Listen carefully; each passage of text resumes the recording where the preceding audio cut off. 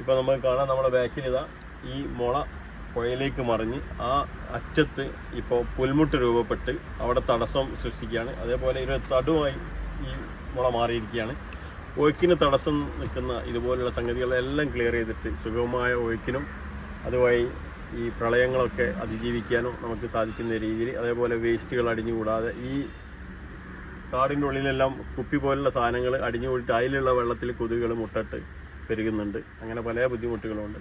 അതിനുവേണ്ടിയുള്ള പ്രവർത്തനത്തിൽ എല്ലാവരും പങ്കാളികളാവും. ഈ ബഹുമാനപ്പെട്ട ബ്ലോക്കിൻ്റെ ആരോഗ്യ വിദ്യാഭ്യാസ standing committee chairman N Shivlal ഉൾപ്പെടെ ഇവിടെ എത്തിച്ചേർന്നിട്ടുള്ള പുഴയെ സ്നേഹിക്കുന്ന ഈ പ്രദേശത്തുള്ള പ്രിയപ്പെട്ടവരെ, ഇപ്പോൾ ഇവിടെ സൂചിപ്പിച്ച പോലെ പൂനൂർ പുഴ സംരക്ഷിക്കാനുള്ള ഒരു ഉത്തരവാദിത്വത്തിൽ ഇറങ്ങിയിട്ടുള്ള ആളുകളാണ്. ഇന്ന് രാവിലെ 8 മണിയോട് കൂടിയിട്ടുള്ള പ്രവർത്തനമാണ് ഇവിടെ തുടങ്ങി വെച്ചിട്ടുള്ളത്.